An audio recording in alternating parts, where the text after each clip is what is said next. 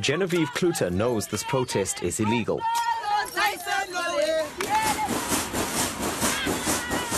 But like most other Mariannridge residents, she's convinced this is the only way to get government's attention.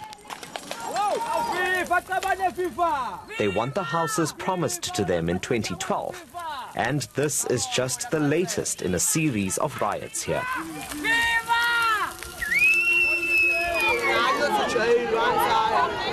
When the protest is eventually quelled by police, Kluter comes here, to this unusual place she's called home for 6 years.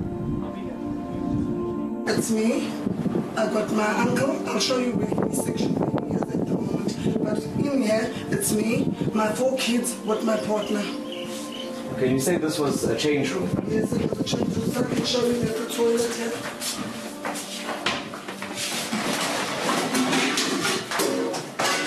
There's a toilet system. That's where the male's supposed to use toilet. Yeah. And that's where they're supposed to change. So this, right now, is the toilet area yes, of the change room? Yes, sir. That I separated off into a kitchen and whatever. And here as well? Yes, that's toilets. Are these toilets working? Yeah, they're working, but the problem is when you flush it, in the back it leaks. That's why we got ice cream containers behind them. There's another one over here.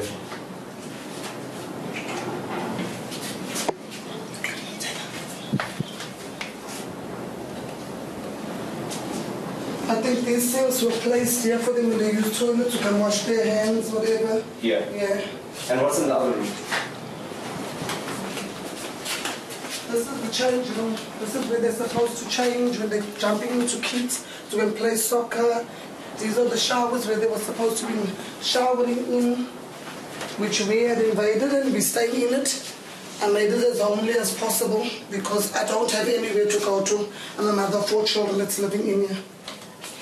I see you've put your, your clothes because up. I can't put wardrobes in here or anything. Because when we open the showers, it's going to damage the wardrobe because the floor gets wet. Because once you open the tap, the water sprays, like, you know, like how when you're in the shower, it sprays. I see that. And this you're obviously using as your... Yeah, I'm using it as a lounge section. Where do all of you sleep? We sleep next door.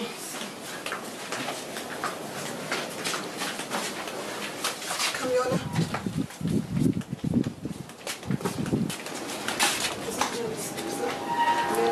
Shares this bed with this baby girl of 4 years old, and yeah, I got 2 mattresses on this bed, 2, because the one, when I take the one off in the night, I got a 15-year-old child with a learning disability. She's a girl, so the one mattress goes off onto the floor for her to sleep, and I make the 2 boys share the bed. And what's in here? This is where we bought. So during the time that you've been here, has the municipality contacted you and asked you to leave? No, they've never ever contacted me until last week Friday when they came, Parks has came here with this eviction letter to me. Who it's addressed to because my name and surname, nothing is there. And yet they know exactly who is here because they know our names. They've been here before to find out as we illegally, you know, as we broke the gate, broke the locks and things to move in. They wanted to know who are the people that are here. They got our names and surnames, everything within the Phuket Parks and Recreations. And they've given you 6 months, I see. Yes. So what are you going to do? I'm not moving out. It's fine. Either they're going to have to come and throw my things out. They have to come and throw my things out. And if they throw my things out, I'm moving into the next facilities, which is the clinic or the swimming pool or the community hall. Because I'm an unemployed mother, which my children's father at the moment, he hasn't got a job, he's unemployed. We're living off of 1,600 grant only. You were also one of those residents that says the government had promised houses in that plot of land. That yes, sir. What's happened since then? Down there, nothing is going on. The council doesn't come to us, nothing. We are fighting like it's like we're fighting with Masipala and them because they're the people that are coming forward one way to us. Our council hasn't been here. Our council's not interested in us, nothing. Not so long ago, our 10-year-old child got shot. I've been shot before with rubber bullets, even me myself. Because I'm fighting with my people because we all need We're tired of living like this. For how long do we live like this?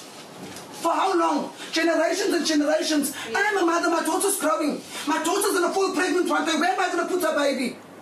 Where does she sleep with her baby as she's sleeping on the floor? Yeah? I got another baby girl, I got 2 sons. Where do the children all go to? Because that's what's happening within Mariannridge. We're living with our parents. It's like a thing where children are actually praying for their parents to die so they can inherit their homes. Where do we go to? There's open land in Mariannridge. Open land. That land was promised to us. They said they're going to build there for us.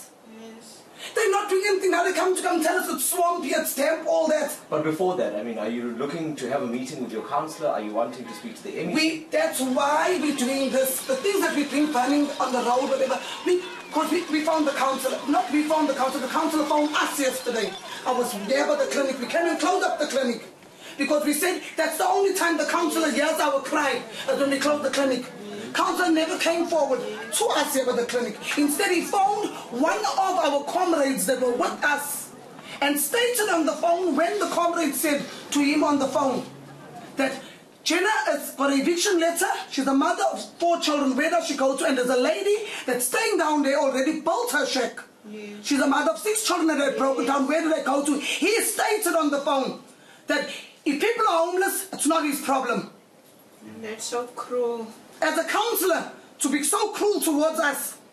He's supposed to come forth and tell us how far. We don't even have monthly meetings with this councillor. This councillor only comes forward when we do all this, when we riot and protest. Yeah. But the ward councillor has a different story to tell. It's not correct that we're not communicating with them, and I don't think there is a councillor that can ever say that they don't deal with homeless people, because that is one of the things that we're dealing with. Like I said, Kluter came into office in 2016, and so, according to him, he can't account for the housing delays. But he promises there will be something to show for his efforts by next year. We are dealing with people that have lost hope, like you have said.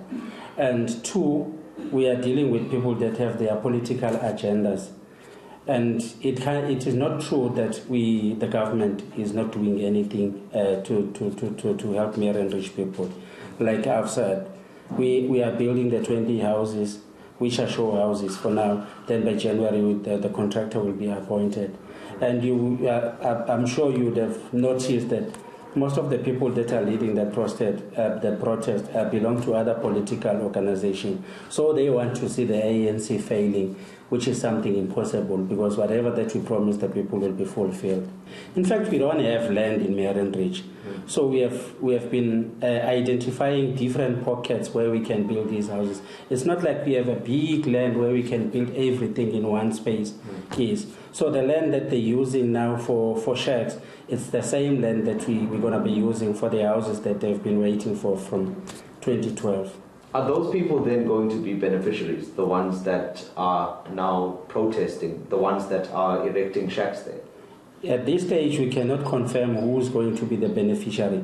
But what I know is that Mariannridge people will be beneficiaries of those houses. Genevieve Kluter says she chose to invade this property because she believed it would be better for her and her children. From Ladies Bar, from one room like this, we are paying rent for 350 rand, where you make your kitchen out of this one room. You make your kitchen and your bedroom using buckets, because we can't go to the pit hole.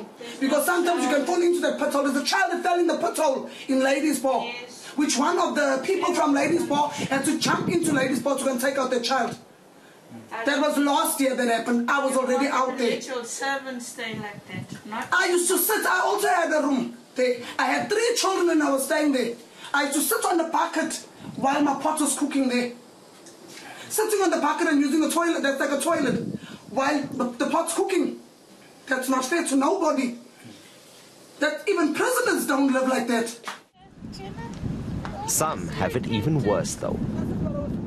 I got a problem also. I got an elderly man that got nowhere to go to. This is where he sleeps. Is this a storeroom? It's not a storeroom, it's an electric box with all the main switches in it. This man's going for about 50 years old. This is where he sleeps. How long has he been living here? He's living here for 3 years.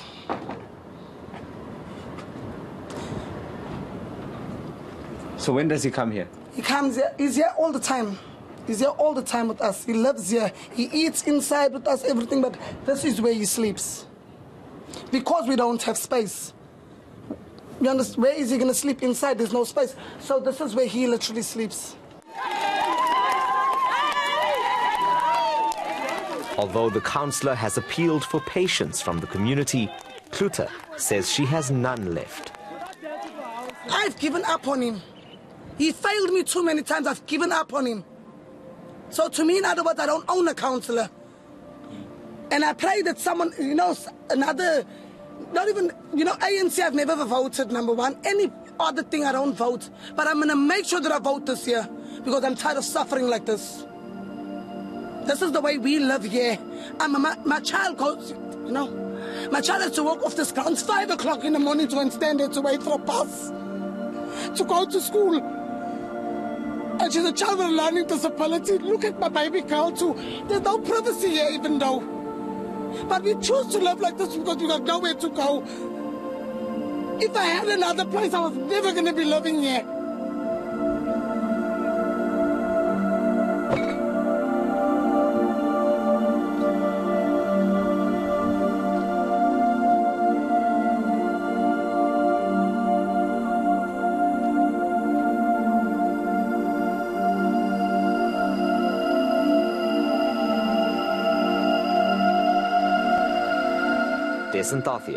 Mariannridge in Durban.